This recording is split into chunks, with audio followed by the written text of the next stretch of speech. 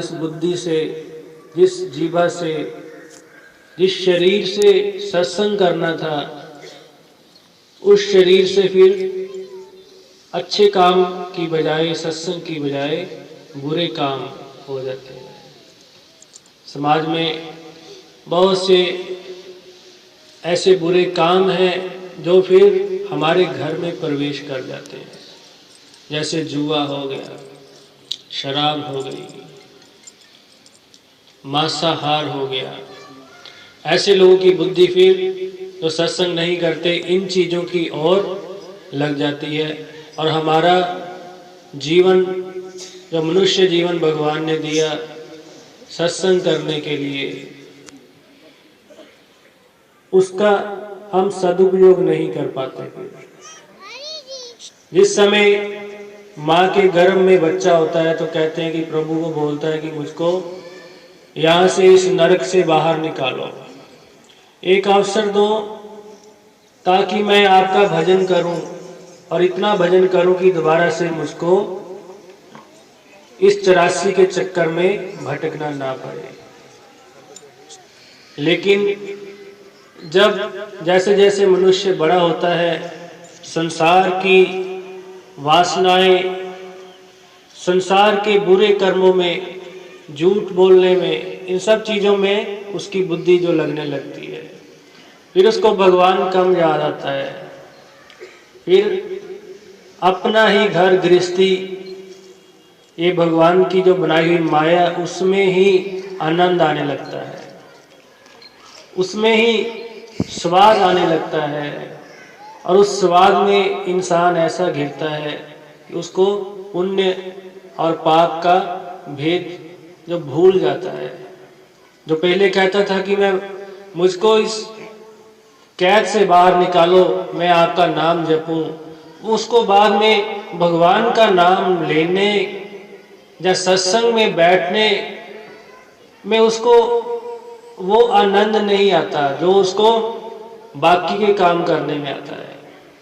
और जब भगवान थोड़ी सी सजा देते हैं, जैसे आपने देखा होगा कि जब हमें कोई बीमारी घेरती है, किसी को कोई दुख आ जाता है शारीरिक, तो कैसे भगवान याद आते हैं। उस समय सब भगवान का ही सहारा मांगते हैं, गुरु महाराज के पास जाते हैं, मंदिर में जाते हैं, और एक ही चीज़ होती है कि भगवान हमको इस दुख से, इस क्लेश से बाहर निकालो, हम आपका भजन कर पाए। हमसे आपका भजन भी नहीं हो रहा। उस समय भगवान को ये सब कहते हैं कि मेरे से भजन ही नहीं हो रहा। तो पहले जैसे बहुत बड़े भजन कर रहे थे, पहले तो 24 घंटे भजन ही चलता था, अब बीमार हो गया तो भजन नहीं होता, ऐसे बोलते हैं। खैर, फिर भी भगवान की कृपा होती है, और भगवान हमें कष्टों से मुक्त करते हैं।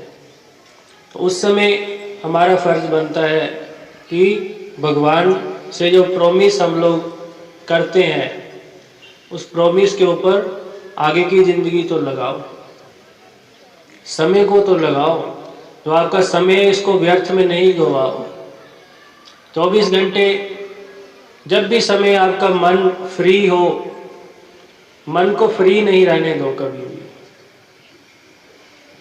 मन को फ्री यदि रखोगे तो मन पाप कराएगा।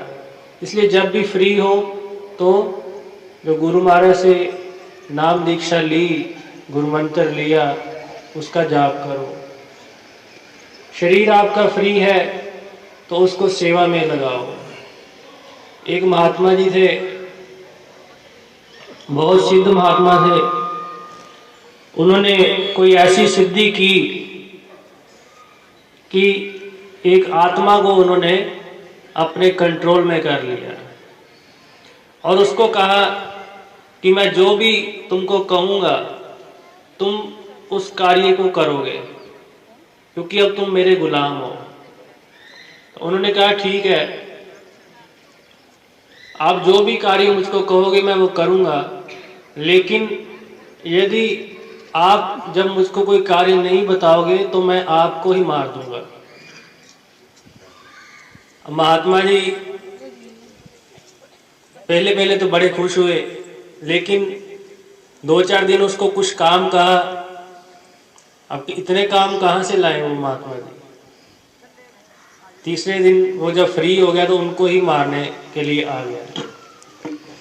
तो महात्मा जी ने बड़ा परेशान हो गए।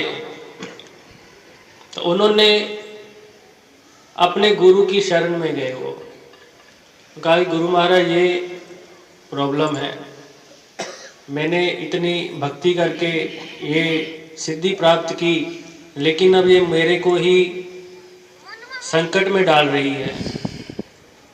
तो गुरु ने कहा कि तुम ऐसा करो, एक खंबा गाड़ लो अपने घर में और इसको कहो कि खंबे के ऊपर नीचे चढ़ता रहे, और जब तुमको जरूरत पड़ेगी तो कोई काम बोल देना।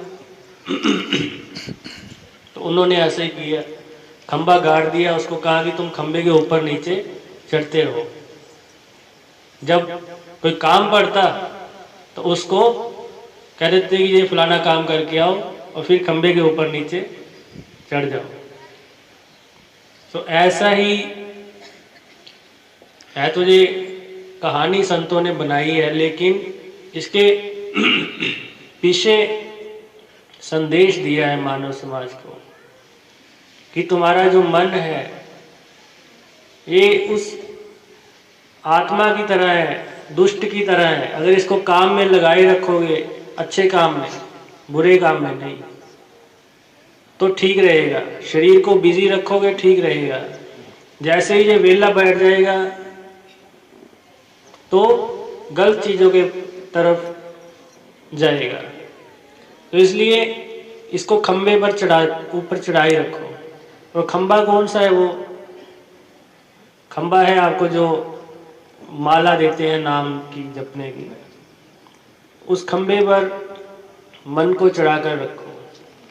जैसे ही फ्री हो तो बैठ करके इधर उधर की बातें मत सोचो, कौन क्या कर रहा है, पड़ोस में क्या हो रहा है, ये सब बेकार की बातें इधर उधर की। जब भी माइयाँ आपस में बैठे तो कुछ अच्छी राम नाम की चर्चा करें। कौन क्या कर रहा है, किसे क्या हो गया, ये सब चीज़ें में अपना टाइम लोग वेस्ट कर देते हैं।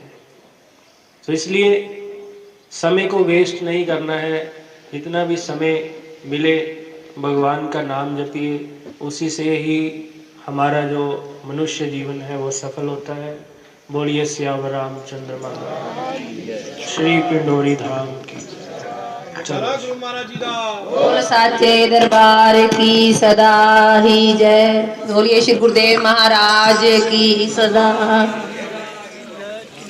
मेरे सतगुरु जी मान मान मैनू तेरे ते, मेरे सतगुरु जी मान मान मैनू तेरे ते, मान मैनू तेरे ते, मान मैनू तेरे ते, मान मैनू तेरे ते, मान मैनू तेरे ते।